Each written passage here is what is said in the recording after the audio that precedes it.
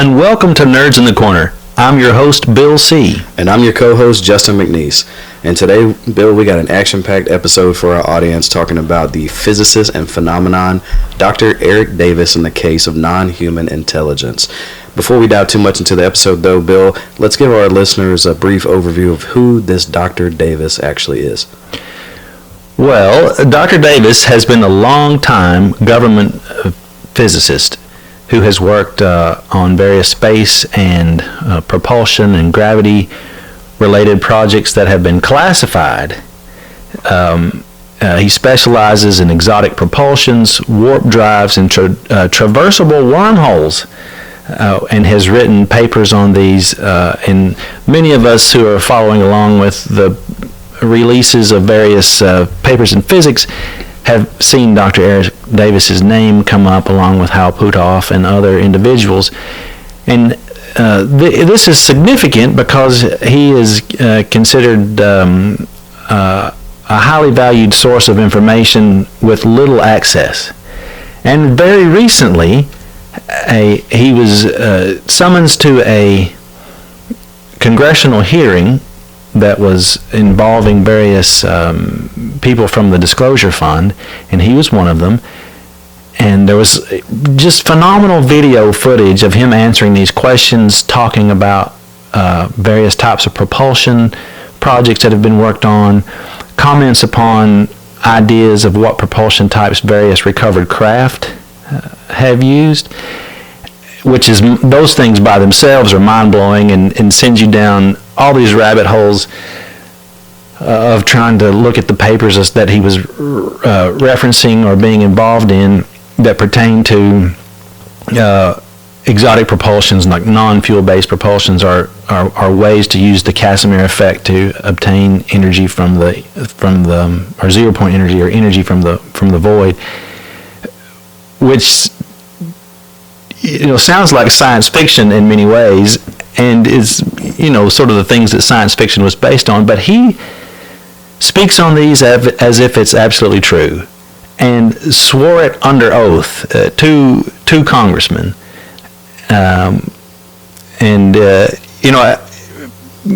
For those of us who were not into this kind of stuff previously, it slaps you in the face. It's just so shocking to some of the things that he's saying. But one of the most interesting parts was towards the end of the conference and the talk, when he was specifically asked by a representative under oath about various species types or classifications of different types of non-human entities or creatures that have been recovered and discussed. And he goes through that list, and you can sort of see here the senators are shocked, and some of the other people who knew this were chuckling as he's saying it. It was sort of an eyes wide open kind of moment. And there's no better way to introduce or describe it than to show a clip from this hearing, and we'll show that now. Piloting these craft, are they large? Are they multiple species? What was their size? And how many were usually on craft? They're typically the multiple species people really would be raised in the Nordics.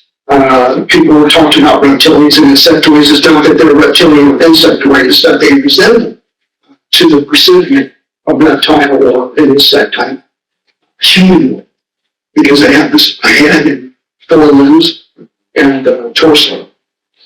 So large, small? Human size, human scale. And how many are crewed? Well, the Greys I'm familiar with from investigating the crashing balloon, which is misnamed crashing Roswell. It's not crashing Roswell, it's the crashing program that's in Europe. Those were Greys, those were 4 foot tall. And the Nordics are typically human sized, probably 5-6 feet tall. And same with the people who mislabel reptilian and insectoid, they're roughly that top height too. I haven't heard anything about anything 7 or 8 feet away. Well, Justin, if it hasn't already, if you're a physicist or a scientist that's not been plugged into this kind of information, this is a bit shocking. Thinking about this and preparing this episode did make me turn in my sleep a little bit, just how foundational shaking this kind of stuff is. Yeah, I think you get into non-human intelligence, and we're not here to convince anybody of anything. We're just sharing information and that we find interesting, and hope that you guys find it interesting as well. He talks about the 4 different non-human life forms, and as I was preparing for the episode, there is a consistency in these explanations of life forms across the I guess you could say scientific community, or the UAP, UFO sort of community, which I think is pretty astounding that they have this level of consistency to it. And when Dr. Eric Davis speaks, he speaks very matter-of-factly about these things. And to me, that's one of the most curious pieces of information coming out of his specific disclosure, is that he's not just a run-of-the-mill UFO enthusiast. He is a highly regarded, since the 80s, intelligence, scientific personnel, and he's, some would consider him Hal Puthoff's protege, and he's got all this connection to this industry and to the intelligence community. And for him to come out and speak very directly and very bluntly about some of these things, it makes it's kind of it makes the hair on your skin stand up a little bit. Yeah, and a point, he's not a whistleblower. Right. He did not come forward. He was summoned. Asked, right? Yeah, and he is not a UFO enthusiast, right? He is a physics enthusiast. Mm-hmm. And this was sort of just an by the way, things that he knew about. He's not seeking the limelight, and he will go back into the shadows and continue to work on his project. And he still is working on those projects. He's not something that somebody says, they get in trouble, they get removed, they get discredited. No, he says he was, dragged from his lab and made to talk about these things. He's not an eloquent speaker. It's somewhat difficult to understand some of the words that he's saying, because he pushes them together really fast. His mind is obviously thinking about a lot of things, and there's still a lot of stuff he can't talk about. Right. Yeah, the way I understand that process is that when you get subpoenaed, there's a specific process that you have to go through with the Department of Defense on what you're even allowed to publicly disclose in that setting. And then they also have closed door settings that he may have disclosed a little bit more information on. But I don't know that there's been a level of individual in the scientific community such as Dr. Eric Davis, who has made some of these claims, and it's that have the pedigree necessarily and the proximity to some of these projects that he's had. So my question, Bill, for you is, do you think that him being so close to that, or being so close to that community, the defense and intelligence community, is that going to enhance or complicate the comments that he's making, to the general public? Well, certainly both. It's got to be heavily weighted because he's so deep within these legacy projects, legacy organizations that have long since dealt with crash retrievals, and which companies have been given access to this. This is not a new thing for him, and I don't know that he's one of the newer guys working on it. He's sort of speaking from the standpoint of the older legacy projects, as they say, and speaking on those. There's few people on the planet that have that level of access to that, and he's probably chief among them currently that's alive. So yeah, it's super heavily weighted, and it does complicate things because there's agencies out there that are saying no, we don't have this, and of course he's telling senators or congressmen under oath, yeah, they're there, we have it, they're working on this, and these are the papers that we've written, and they're peer reviewed, and you can now have access to them. And him and Dr. Puthoff as well, they weren't alien guys. They weren't Right. UFO guys. They were known individuals that could handle exotic and quantum physics, and so they were made aware that these are problems so complex, and we need some high-level physicists who have government clearance to even talk about this at such a clandestine level. And it was thrown in their lap. I think about myself. I have a few degrees. Minor in Newtonian physics and chemistry and biology, and then economics, and I have a degree in medicine. I'm not an alien guy. This was not something I was, even when we were thinking about forming this podcast, this was not what we thought we would be talking about. It still makes me sweat a little bit just thinking that, this is such a difficult topic to discuss. There's going to be folks out there that say we're insane for talking about this, but... Well, I don't think we can... I don't think that if you have a mind that is curious and you have a mind that wanders into different planes of thought, right, and you're trying to connect these things that we don't fully understand, with the age of disclosure and the rate of disclosure that's happening right now, I don't think you can sit back and not talk about these things, right? I think that's right. I think to not talk about it is ignoring obvious information, right? So how can you consider yourself an armchair scientist or a scientist in general, or any type of enthusiastic learner if you're just ignoring information that's being put out to the public? I agree completely, and I am an armchair physicist, right? That's what we're doing here. We're in armchairs.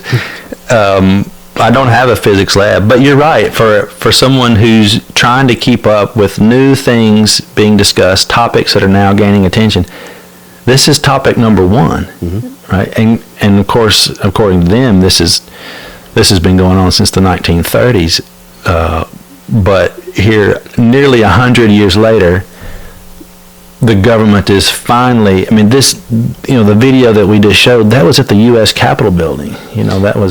This is no amateur gathering of nerds. This is a couple of high-level scientists, well, they're definitely nerds, speaking to U.S. senators who also are not necessarily alien people. They're not UFO enthusiasts. And, again, Tim Burchett, you can see him sort of at the end of that video walking in. He certainly was not an alien guy, and this has been put in his lap. But he's got the eyes wide open look sometimes like, what? It just sounds so from a movie. It sounds so Men in Black. Yeah. Well, some of it too. I think the senators and the committees. I believe it's twofold, right? I believe that the information that they truly want to share as transparently as maybe they can, the information that might be available to us or that they feel like the public can handle. But also, if you do any kind of research on special access programs or SCIs in these compartmentalized areas of the government, I think there's also budgetary reasons that they're looking at this, right? You have these silos, and there's potentially several organizations or several companies or government contracts working on the exact same thing. And if we get this information out there and we start collaborating and corroborating more on these, one, can we progress the findings and the intellectual property of these conversations further a lot quicker? But also, do we have an opportunity to consolidate and cut budgets and just focus more predominantly on whatever the specific topic we have access to? So it's interesting to see from the UAP Senate hearings, the two that have occurred, and now this, the expansive information is just increasingly getting more rapid fire. What I think is super unique is, why would someone at the pedigree of Dr. Davis, one, be allowed to now, or maybe even encouraged to, come out and now start speaking in this very succinct way about these topics, right? Is it a test to see what the public can tolerate when it comes to some of these, for sure, some topics, of that, And of course, all this was initiated by a oversight committee who was looking into government spending and perhaps government waste. And so they determined that, man, there is a huge amount of our taxpayer dollars that are going towards these type projects. Does somebody need to go to jail for making up a story and taking money? And there may be some of that. Mm-hmm. But at the same time, there is obviously now these huge programs going on that involve this kind of information, and they're trying to, I think that's the representatives' reason for going after it. They're chasing the dollars. They're trying to find waste. Well, you don't want to waste stuff if it's all speculative. Right. But turns out this is, according to Dr. Davis, not speculative. There's samples and bodies and mm-hmm. video footage and things that people have interacted with, and it's, they fell from above, and some of it does seem to be apparently of a earthly origin, but some of it definitely is not. Yeah, and he made a interesting. I watched the episode of American Alchemy with Jesse Michaels, and he did a little interview with them, and he was somebody asked him a question about adversarial governments and if they had this technology, and something I thought was curious. I want to hear your opinion on. He said, if they had these things, why has the U.S. not been conquered yet? Right. So if some of these adversarial governments had access to this information or had access to the technology he's claiming that the U.S. government has access to, why have they not done anything? Why are they still using supersonic missiles when we're so much further past that as a country? Right. But also, the question is, what makes us so unique as a nation to be able to communicate or have these interactions with non-human life forms or UAPs? Yeah. Well, some of it was just fortuitous. Apparently, one of the first crashes and retrievals that was done happened in Italy in the 1930s. And apparently the Germans got involved, and then that was supposedly taken from Italy during the Second World War, which is why Eisenhower was involved. And then, of course, whenever the Roswell crash happened, which is no longer being addressed as fiction, they're talking about it as if, with like it's on the legitimate historical timeline, and citing things based on that and discoveries based on that. I think that just happened to happen here, and had the outcome of the Second World War not been in our favor, we might not have those things. And apparently Germany was working on these projects, and then all that was just destroyed and taken away, and then the U.S. absorbed that, which sounds like crazy TV conspiracy theory movie stuff, but they talk about it now in the halls of government like this is the way it happened. This is how we got initial access to that. And do you think that's because there's more of a public curiosity in the U.S., or do you think it's more about a span of control? Well, both. In other countries, this type of disclosure has already happened. In Brazil, for instance, the government is no longer hiding it. There have been several sightings in Brazil, apparently, and there's crash retrievals that have happened there. And it's not hidden. It's talked about openly in the public. And if you look at Brazilian news communications, it's on there a lot. Interesting discoveries are talked about. But this would never be, they would never say something like small grays, tall grays, reptilians, and Nordics on the U.S. mainstream media. It's still not a comfortable enough topic that you would be, they would shut it down. It's just not talked about. And in China, it's apparently also, it's openly discussed among those that talk about it. And I think a lot of the interaction and the folks now that are utilizing this type of technology are Northrop Grumman and Boeing and groups like that, Bigelow Aerospace. But our U.S. Space Force is who's utilizing this and who's having those confrontations and facilitating meetings and getting consultations and dealing with information from non-human entities. That's where it is. And I think if we're not given access to that because of our social construct and our apparent restricted media access to this kind of information, whenever you and I are researching this for the episode, well, you certainly can't use mainstream media. That would be foolish.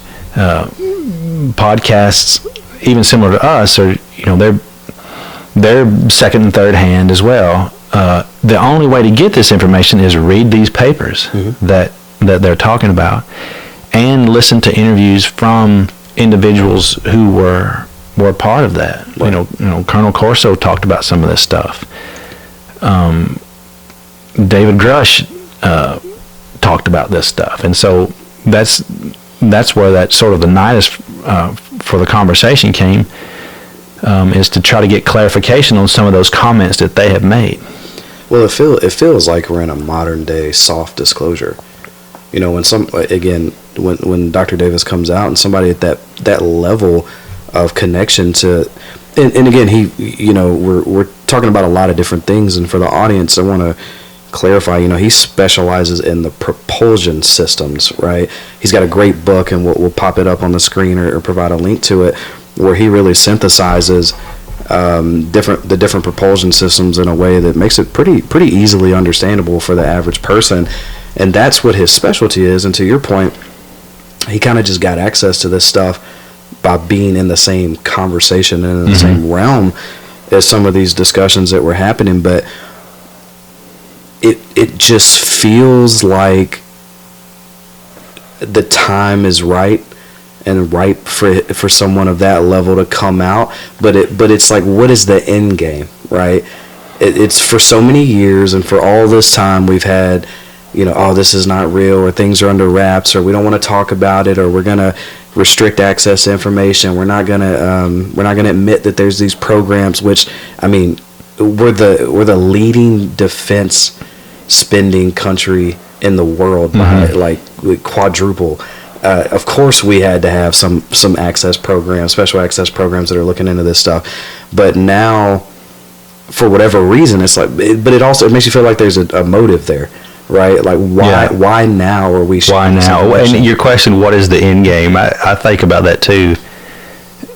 The end game is probably having Joe Rogan do an interview with a gray alien, or a reptilian. That when that's happened, it's over with. Yeah. Everything is going to change, and that's getting close. If there is a gray alien to be interviewed, he's gonna that's who should do it. Yeah, he's gonna be the one to talk to him. There's I want to transition for a second into a little bit of an explanation, if you don't mind, about the 4 types of non-human intelligence that he spoke on. Can you give the audience a little overview of those 4? I'm not sure I was ready for this, and I still it feels a little bit out of this world to be saying these words aloud into a microphone on a science show. And of course, these are just the ones that he mentioned, and if you follow up more on those conversations, there are some others besides these. But the ones that he talked about specifically were the Greys, the Nordics, the Insectoids, and the Reptilians, which he sort of lumped together, those last 2 in the past. And the Greys, he also explained that they're not. This is not a scientific classification. Like several things could be called a gray and not necessarily be directly related. Right. Some of them apparently are created hybrids that may have been created here on the Earth, and others come from a place, Zeta Reticuli, so they were sometimes referred to as Zetans or Zeta Reticulans. And there's a group of those. So again, I'm new to this, and it took some digging into some fairly classified things and some only recently released things to get this, and interviews with people that are still not comfortable talking out loud. But you've got what they call a small gray, and apparently those are juvenile, or another type of small gray is a created hybrid. But the small grays, apparently from, say, that were part of the Roswell crash, are juvenile versions of the larger gray. So the larger grays are more serious, more fragile, less prone to human interaction. And so apparently they send their juvenile ones to sort of fly around in these things, and that was what was recovered in the crashes, supposedly, according to Colonel Corso. They're described as 3.5 to 5 feet, gray skin, large black eyes, thin bodies. They have been associated with some abductions and have known to do some medical procedures on some of their abductees, and put implants in them, supposedly, according to some of the information given at the congressional hearing, and they can communicate telepathically. And this is very common, right? The thread of information that you're sharing is synonymous with so many people's experiences in this. And there's an interesting theory that some of these life forms could potentially be humans from the future. Right. What do you think of that? I don't have access to that, but they seem humanoid in a lot of ways. They have a head that sits on top of arms and legs. They have this bilateral symmetry. Lots of them have 5 digits. Not all of them. Sort of the like the Nazca ones, the ones found in Mexico, they have 3 digits. There's a lot of, something that has 5 fingers on their hand versus something that has 3 are obviously not, recent branches from one another, or maybe they were created that way. I don't know. That's what subsequent episodes are going to be. But one of the things that the Greys say, that they're usually subject to another entity type. Some research says that the Insectoids and sometimes the Nordics are supervising and have a commanding role in what the Greys are doing. Mm-hmm. And not all Greys are the same. There was another one, an entity called J-Rod that was, there's some video footage of that's been released, and the video quality is poor, and J-Rod's in the process of dying, according to the footage. But he was one of these that was able to communicate with people at the S4 facility. I don't know where to go with this next, or what. It's so like, what? This sounds crazy, and I'm not. Even 6 months ago, I'm not sure I would have believed this. But it's just happening so fast. Yeah. Well, again, we're not here to convince anybody of anything. We're just chatting about what we're hearing and reading. But it's such an interesting theory that these could be some form of future humanoids that are coming back, but what are they? What's the purpose, right? If there's some type of being that has mastered time travel, and that's it. They've mastered space travel. Why would you want to come back and interact with us today? Is it an experiment you're trying to make sure goes in the course? According to the Nordics and the tall whites, they have been here for thousands of years, and they are perhaps from the future that then came back to in our distant past and have guided the direction of humanity, and are still doing so even today. And that's what's mind-blowing. They are the Nordics that he had mentioned, human-like, blonde, blue-eyed, 5 to 6.5 feet tall, apparently benevolent, spiritual, warning Earth of threats. They speak telepathically. they're guides and observers and possibly creators of certain gray alien species. They have been here a long time, apparently. That's mind-blowing. And they say that they are from somewhat of the future that have been and gone and come, but they've been here for a long time and have affected some of the possibly human DNA in the past, as well as scientific evolution over the last 100 years. Yeah, I think that's where the conversation starts to merge and get into, or sorry, not merge, but branch off and get into like this weird. Oh, it's already weird. Part of yeah, I mean, there's, whether you believe these things or you don't believe these things, again, to ignore some of the information that's there and not be curious and go do your own research and do your own homework and try to understand the level of which, you know, each individual person can understand the information.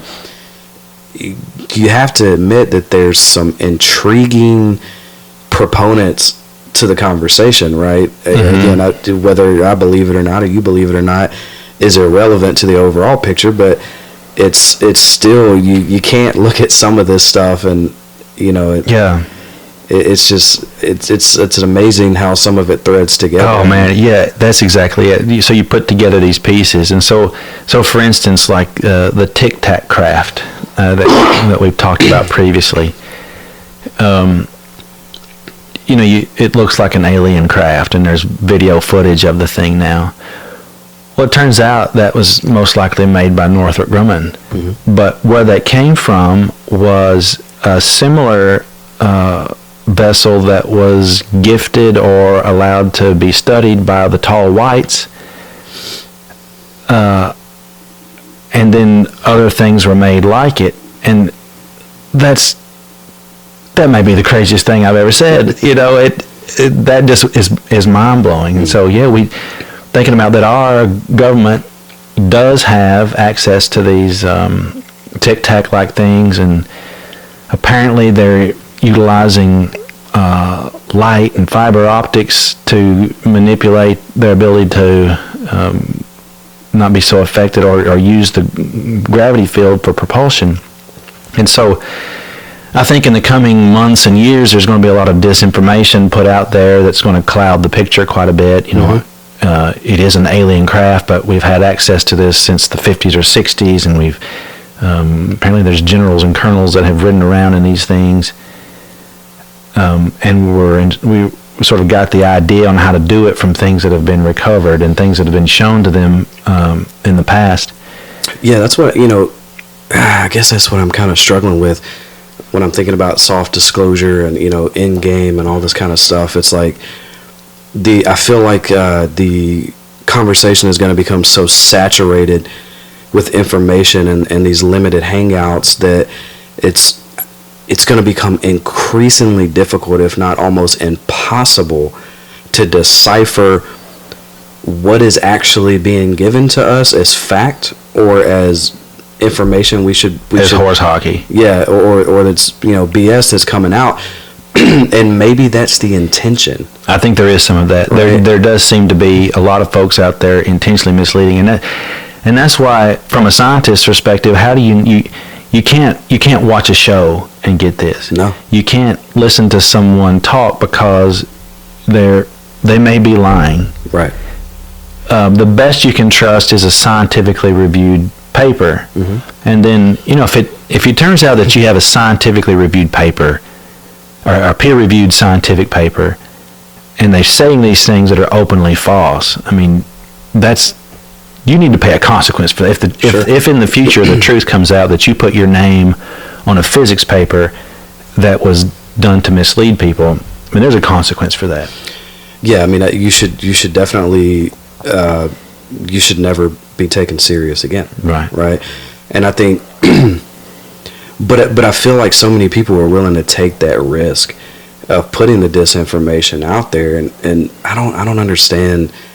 I don't understand that. It's like at the end of the day, are we as a population so out of control of our own ability to take in information and look at it from a logical perspective that we have to have all these twists and turns and detours? It's like, just give us the information. Just allow the information to come to us, and trust that as a human population that we would be able to.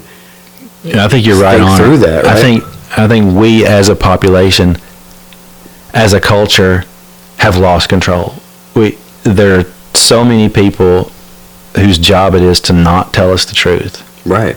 And so many, whether it's a political entity, a religious entity, some business group, their job is to affect the narrative, affect our understanding such that it optimizes their profitability or enables them to continue to hide certain things and capitalize on certain things so that other groups can't. Yeah, it feels like we're just lied to most of the time. It feels like we're lied to, and then it feels like when information does come out, if it starts to spiral too much, then there's a quick reaction to discredit the individual or the entity that released that information. So I have a little bit of fear for Dr. Davis here, even though I think he's maybe being encouraged more to share his experiences. Understanding the definition of a limited hangout, right, is almost to release limited information, but also still being able to go back and discredit that information if you feel like it gains too much traction.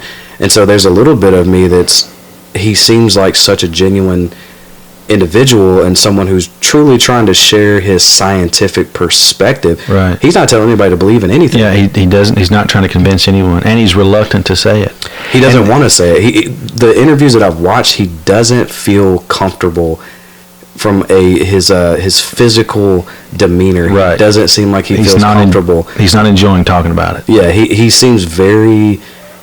I don't know if it's his legacy or if it's, or maybe he just knows, right? He's seen so many of these people get harassed and go through these whistleblower testimonies, and he doesn't want to be part of that. Yeah, he doesn't want to be a part of that. Because these comments were said only a couple weeks ago. And so what you can expect to happen is that you will have government agencies, religious groups, different voice and noise makers on various media platforms will begin suggesting that he's a disinformation person, right, or that things that he says are not credible. And so that in the coming days, by the time this episode's very old, I entirely expect to see a fairly good smear campaign happening against this guy. Well, he's been, you're probably accurate in suggesting that, but he's been very thoughtful and careful in the way that he explains things, and you can tell that he's just trying so hard to articulate the things that make sense to say without rocking the boat too much. I mean, if he's asked a direct question under oath, it's perjury to lie in that scenario, right? Even with an NDA. But it's, so he's trying to still be very thoughtful in his approach to how he's releasing this information so he doesn't rock the boat too much. And again, he's not an average... He's not an average guy. UFO enthusiast. He's a PhD astrophysicist who has had government contracts and theoretical propulsion systems. He's trying to help advance physics. He's not selling books on aliens. He's not trying to make a living selling ads on the podcast. He's a reluctant participant in those things. And at this congressional hearing that initial video segment came from, it's only a minute or so that he was talking about that. The bulk of his conversation was on propulsions and physics, quantum physics, and things like that are not well known or even openly discussed in academic settings. Yeah, I mean, so I think as we close out, some of the comments and the things that Davis is talking about are similar and echo some of David Grush and others' sentiments. So I'll kind of wrap this back around. Do we think that this information being out there now is a case of building corroboration with those stories, or are we seeing, a coordinated myth-making process happening?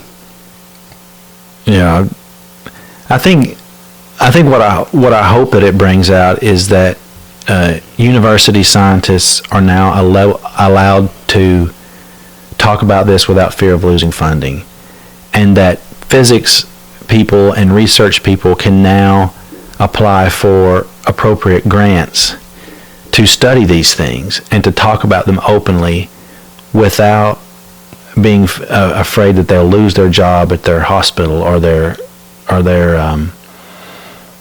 university, and not be have a government agency or some other religious person just discredit them into oblivion because the comments have made someone uncomfortable or shifted a paradigm. So yes, I think that that's part of it, is that the best way to progress this forward is if it's not done in a closet, if it's not done secretly, if the best and brightest in our planet can then work together openly to discuss this as scientific fact, or completely disprove it. Either way, it's got to be taken out of the closet, out of the government skiffs, out of these closed conversations, and to where a group of people who are in university who have trying to get a PhD in physics, well, let's do a paper on this, let's do a research project on this, where even just a year or so ago you couldn't have, or you would have been uninvited from that university. Yeah, that's well said, and I hope that we're going in that direction, and I support the scientific community moving in that direction. I support disclosure, and I support Dr. Davis. We appreciate you and your transparency and standing up and answering questions that might be uncomfortable and some people might not want to answer. And would love to hear the audience in the comments, what are your thoughts, and how do you feel for or against, and what are some topics that you would like to discuss when in relation to this. We'll see you next time.